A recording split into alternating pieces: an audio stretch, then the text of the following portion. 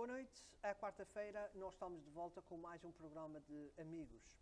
Não se esqueça que se está a ver este programa e não é quarta-feira, é porque está a ver um programa que está a ser repetido. Por favor, volte na próxima quarta-feira e nós teremos aqui um novo programa para si. Também não se esqueça que o nosso programa é em inglês, Neighborhood News, notícias da sua vizinhança, vem aqui ao ar neste canal todas as terças-feiras às 7 horas da noite. E trabalha da mesma maneira. Se por acaso estiver a ver o canal e não é terça-feira à noite, é porque está a ver um programa que está a ser repetido, portanto pode voltar na terça-feira à noite para um programa de notícias da sua vizinhança e na quarta-feira à noite para um programa Amigos aqui em língua portuguesa. Nós também transmitimos através do canal YouTube, Amigos no YouTube, e transmitimos também através da nossa página no Facebook. Hoje estamos aqui novamente com o nosso amigo António Teixeira e uma coisa que acontece sempre e esqueço sempre também, é de desligar o telefone. Mas, como eu estava a falar, nós estamos aqui com o Sr. Teixeira e nós temos algumas coisas para falar com ele. E eu vou começar por perguntar e falar um pouco também. Novamente, eu vi a sua carta a respeito da Diocese. Eu sei que num programa anterior tu falaste-nos um pouco da situação que estava a acontecer, mas eu penso que nós passamos meses e nós estamos na mesma situação que estávamos antes e as tuas cartas eu penso que não estão a resolver nada, não é, António?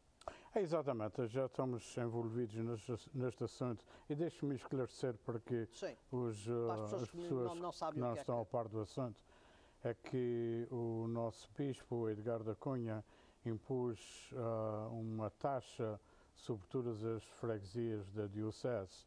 E eu discordo completamente disto, porque as nossas igrejas estão a ficar cada vez mais vazias e se vão a reclamar para pagarmos mais do que aquilo que já pagamos. Então, esta é uma forma das pessoas se desincentivarem e cooperarem com a Diocese. A Diocese sempre viveu sem aquela taxa e não sei porque, se calhar ele teve alguma noite que sonhou com aquilo e resolver implementar.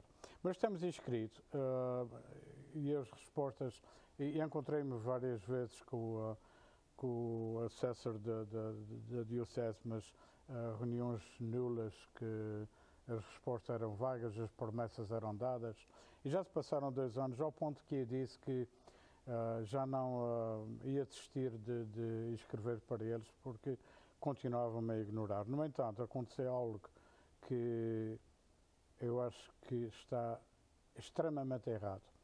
Numa igreja de Fairhaven, St. Lawrence, os paroquianos reuniram-se e fizeram um fundraising que atingiu os 312 ou 320 mil dólares, que era para consertar a torre e os sinos daquela igreja. Não esquecendo que houve uma pessoa rica que, antes de morrer, no seu testamento, incluiu 120 mil dólares para aquela causa. Por razões que desconheço, o Sr. Bispo resolveu não prosseguir com aquele projeto e pegou naquele dinheiro e pôs dentro dos cofres da Diocese. Para mim está totalmente enganado e foi então baseado nisto que resolvi escrever mais uma carta que mais uma vez não tem resposta, e eu sei que não vai ter resposta porque eu tenho a certeza que o Sr. Bispo não tem a consciência tranquila. E deixe-me esclarecer que a forma que eu estou a falar não quer dizer que eu sou anticatólico.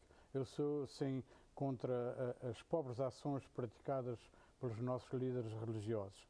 Eu creio que aquele dinheiro, aquelas 320 mil dólares, deveriam ser devolvidas às pessoas que contribuíram, porque contribuíram para aquela causa, foi precisamente para aquela causa e não para os cofres da Diocese. É lamentável que isto esteja a acontecer e mais lamentável ainda é que eu seja basicamente o único que temos terado o seu desagrado sobre este assunto. Eu não sei em que vai acabar, mas vamos a ver.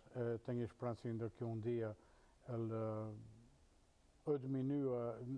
diminua a taxa que está a impor nas freguesias, porque devo dizer que, por exemplo, a minha igreja, a minha paróquia, que é a igreja de Santo Antônio de Pádua, em Foliva, tem meses que não consegue angariar aqueles fundos necessários para cobrir o que o Sr. Bispo exige. E temos, dos fundos do nosso próprio orçamento, temos contribuído algumas vezes contra a nossa vontade com mais de $800 por mês. Depende da quantia que foi angariada durante aquele mês.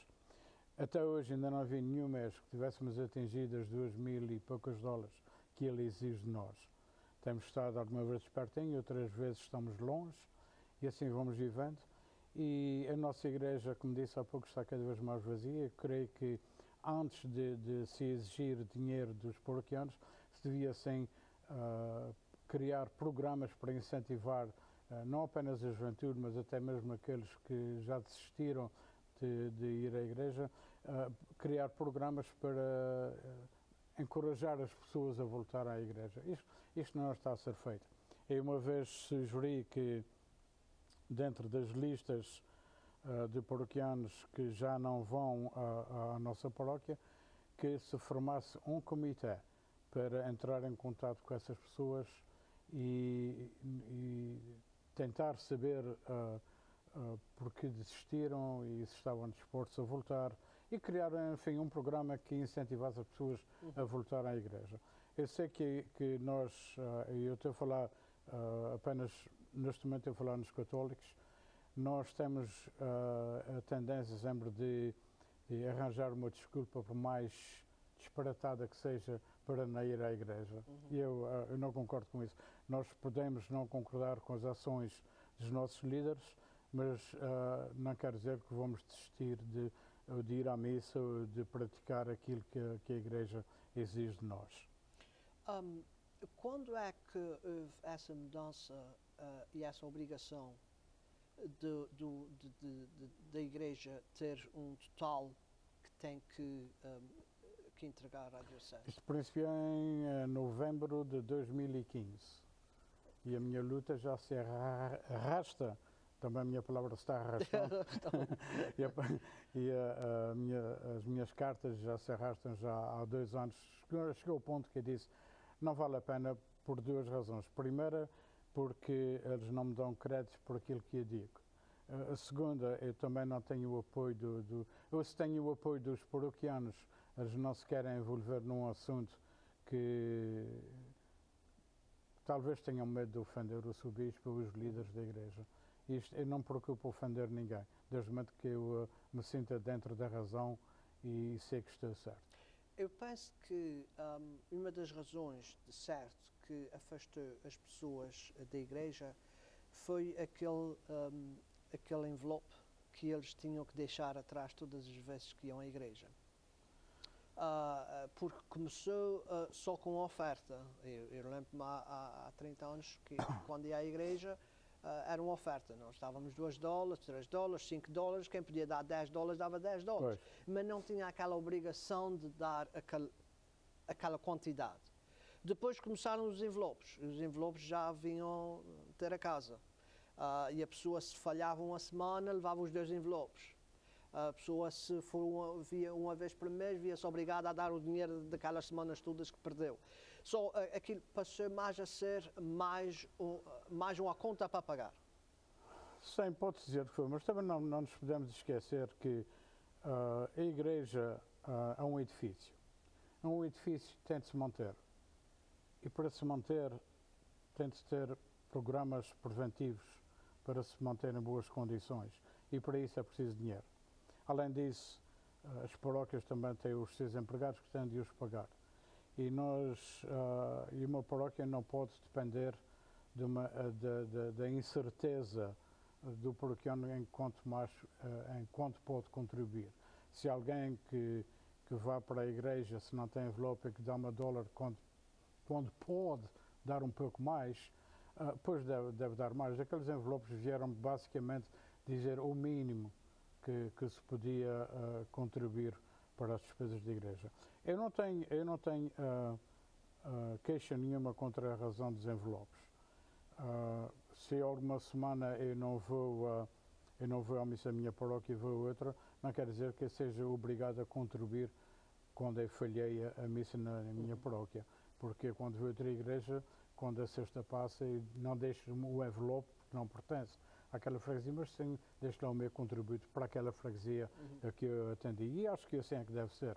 Nós temos a obrigação de, quando atendemos a missa na nossa paróquia, de contribuir para que as despesas possam ser... Sabes qual é, nas igrejas portuguesas, em Portugal, sabes qual é o sistema que eles usam? Olha, eu vou dizer uma coisa, desde que vim para a América desliguei-me, com exceção da minha querida ilha, que não falha, mas tudo o que diz respeito a políticas, a igreja, atividades sociais, eu desliguei-me totalmente. Eu não estou a par do que se passa nas igrejas, exatamente, em qualquer parte. Estou mais interessado no que se passa no país onde eu vivo e na cidade onde eu vivo. Eu compreendo. Eu estava a tentar compreender a diferença. Se havia diferença para comparar entre nós e eles, se houve alguma mudança do que era há 30 anos atrás, quando eu mudei para aqui. Mas eu penso que também de uma das situações e uma das coisas que as pessoas ficam às vezes aborrecidas é a diocese tem propriedades que ainda estão abandonadas, mas que estão ali. Tem propriedades que estão à renda. A diocese tem a possibilidade, porque é assim, em vez dessa maneira, se tu vieres-me pedir ajuda, vem sem ter nada. Porque se tu tiveres uma casa, mesmo que esteja abandonada, tu tens propriedade. Tu tens onde ir buscar dinheiro. Porque é que vens-me pedir dinheiro? Eu penso que muita gente vê isso também na diocese. Eles têm propriedade. Tu vais à Itália, a diocese em Itália, as igrejas é palácios, eles andam em carros do ano, e nós aqui é que temos que dar dinheiro para construir uma torre e acaba a pagar para o carro que eles estão usando. É precisamente isto que eu também penso da mesma forma, porque eu quando pedi a transparência financeira da diocese, eles sabem que vão mostrar números a seu favor e não a nosso favor. Eu acho que é uma das razões que eles têm receio, ou têm medo, ou não querem, que seja qual for a razão. Eles nunca vão ser transparentes, pelo menos nunca o foram quando nós pedimos. Até mesmo uma carta que foi enviada em 2015, logo após a primeira carta que enviei, ele enviou uma carta a dizer que agradecia muito ele ter-lhe escrito e que estava a trabalhar no assunto, mas um assunto que já se arrasta há 2 anos. Quando falei com o chefe de operações financeiras, ele disse-me que ia criar um novo website mais familiar, mais amigável para os paroquianos entrarem. Isto ainda não aconteceu. Ele disse que ia ter uma audição financeira feita por uma companhia privada para avaliar os valores que a Igreja tem. Isto ainda não aconteceu. E são essas coisas assim que nos faz desanimar e dizer para que é que me vou estar a aborrecer quando eles não querem dar. Eles sabem a resposta, mas não a querem dar. Um candidato perfeito para a política. Quem? Essa pessoa. Sem dúvida, sem dúvida nenhuma. Sem dúvida nenhuma. Eles davam-se bem na política. Eles pensando bem, eles são políticos. Porque eles sabem muito bem rodear a verdade. Muito paleio, muita conversa, mas quando chega à altura de ação, nada feito. Eu contactei já a Diocese algumas vezes. Uma delas foi para usar terreno deles para fazer, para nós termos o nosso carnaval, a nossa distraição aqui, we call the carnival, os carrosséis, e foi-nos negado. Muito simples, o terreno não está a ser usado, o terreno está ali, nós de qualquer maneira estamos a ajudar a mantê-lo vazio, e nós temos um projeto que é para a comunidade, que toda a dola angariada vai para a comunidade. Eu penso que era uma boa maneira, pelo menos, deles dizerem assim, olha, nós estamos, mesmo que o terreno está abandonado, está ali abandonado, nós não estamos usando, mas aquele terreno está ajudando a comunidade de outra maneira. Exatamente. De outra maneira. E nunca conseguimos nada através disso. Outro ponto que eu fui muito claro foi com a venda do terreno no Chicago Street. Aquilo era uma igreja ali que foi demolida e depois o terreno foi posto à venda. Eu lembro que veio na frente do City Council e eu fui lá e por acaso até não estava nada contente. E a Diocese foi lá representada pelo advogado deles, que é gay. Penso que o nome dele é gay. Não faço ideia. E eles queriam $400 mil pelo terreno. Queriam vender o terreno por $400 mil. A cidade, na altura, aquela vizinhança do Maplewood estava interessada em pegar em parte para juntar ao parque que existe ali. E eles não quiseram dar. Eu não sei se estavas nessa reunião, eu fui lá e eu zanguei-me pela razão que a cidade deu aquele terreno à Diocese por $1. Os paroquianos angariaram dinheiro, construíram a igreja. Os paroquianos fizeram festas para manter a igreja, fizeram festas para pagar as contas até poder. Depois aquela igreja foi posta no chão e o terreno deles, eles queriam vender para nós. O que eles compraram por $1, queriam vender para nós por $400 mil. E a razão que eu fui lá foi que, sendo católico,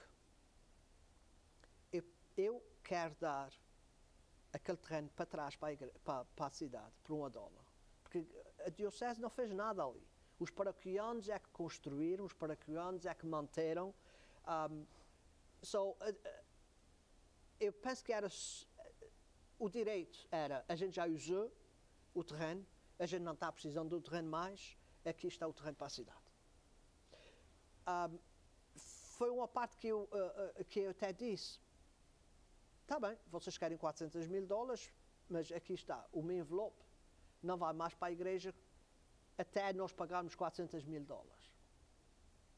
E ele não ficou muito contente com isso. Mas eu penso que era o mais certo de ser feito com aquele terreno.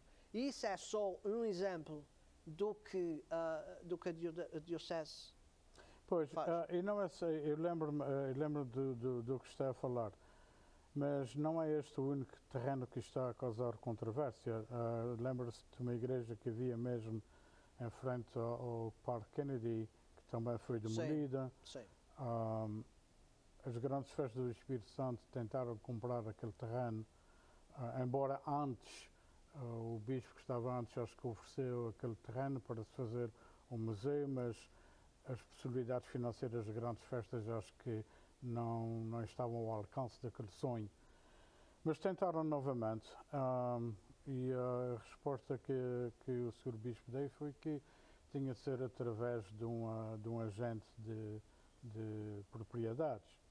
É claro que o agente de propriedades não vai vender aquele terreno por $5 a $6, mas sim por por 100 mil, 200 mil a 300 mil dólares, o que se tornou impossível as grandes festas competirem com uma companhia privada que não sei se já foi vendida ou não, mas eu penso que, pelo menos a última vez que eu vi falar, eu penso que havia uma banda que estava interessada em comprar. Sim, tem razão, agora me lembro. Eu não sei se foi vendida já, mas eu sei que estava em negociações para comprar. O que é bom. Mas nós devemos lembrar que as grandes festas do Espírito Santo são uma grande atração para a nossa cidade e que traz benefícios. Há quem se queixe que traz despesas, que é a segurança e mais coisas assim do género, mas também traz benefícios, porque a pessoa que vai lá gastar, está a gastar dinheiro que é usado mesmo na cidade de Fall River. E é uma organização que está a lidar com algumas centenas de milhares de dólares. Então não é uma organização que está basicamente a morrer, mas sim a reviver ainda cada vez melhor. E eu acho que a resposta foi dada, eles podiam ter negociado com a Diocese, mas a Diocese está mais interessada em propagar a palavra de dólar no lugar de propagar a palavra de Deus. E eu lembro que na altura aquilo foi outro fiasco. Foi outro fiasco porque aquela prioridade foi dada para uma comissão para fazer um museu, o Museu do Espírito Santo. É engraçado que houve ceias e houve angariação de fundos, angariou-se 30, 40, 50, 60 mil dólares na altura, que não tem o preço certo, mas foi lá em cima. Depois a organização decidiu restaurar o basement, porque havia problemas no basement com águas, com luz, que eles tinham que fazer o upgrade do quadro elétrico e tudo. Fim de contas, gastaram o dinheiro em tudo que angariaram e ficaram outra vez sem dinheiro nenhum. A próxima coisa que nós ouvimos falar, a própria organização, depois de ter gasto aquele dinheiro todo no prédio, decidiu pôr o prédio no chão. Não foi a cidade que decidiu pôr o prédio no chão, foi a própria organização que decidiu pôr o prédio no chão. E para ficar lá o terreno, que nunca mais puderam fazer mais nada. E agora está lá o terreno vazio, que ninguém está a usar. Está lá o terreno vazio há 10 anos. E que não paga taxas. Não paga taxas, está o terreno ali vazio. Espero que a organização que estava interessada, espero que eles chegassem a um acordo, porque é menos um terreno vazio e principalmente naquela vizinhança ali. Seria o ideal para aquela banda, porque está mesmo ao lado da igreja, festas e da igreja. Exatamente. Por falar na igreja, a igreja de Santana, parece-me que... Mais ano, menos ano, vai estar em problemas. Vai acabar, porque o edifício está-se a deteriorar e ninguém está a aplicar dinheiro para melhorar a situação daquele edifício. O que é pena, porque é um edifício histórico, um edifício bonito. Nós nunca foi uma paróquia portuguesa, mas acima de tudo foi uma paróquia católica. Para restaurar aquela igreja, eu posso dizer, Tony, que a gente vai gastar 3 vezes mais do que custa restaurar a igreja de Santo António. Pois, mas... sim, se calhar, 3 ou 4. Se calhar é assim mesmo, porque 3 ou 4. Porque tem lá verdadeiras obras de arte que para restaurar vai custar muito dinheiro.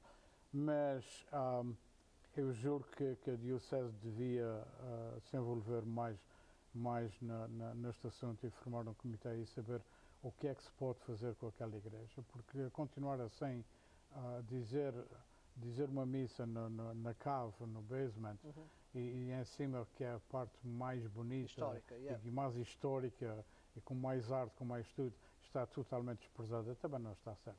E não nos esqueçamos que é preciso notar que enquanto não se melhora o andar superior, está sujeito a que haja uma derrocada. Sim. E acabe... Vai haver uma altura que nem o basement vão poder usar, porque aquela estrutura toda em cima do basement acaba por falir também.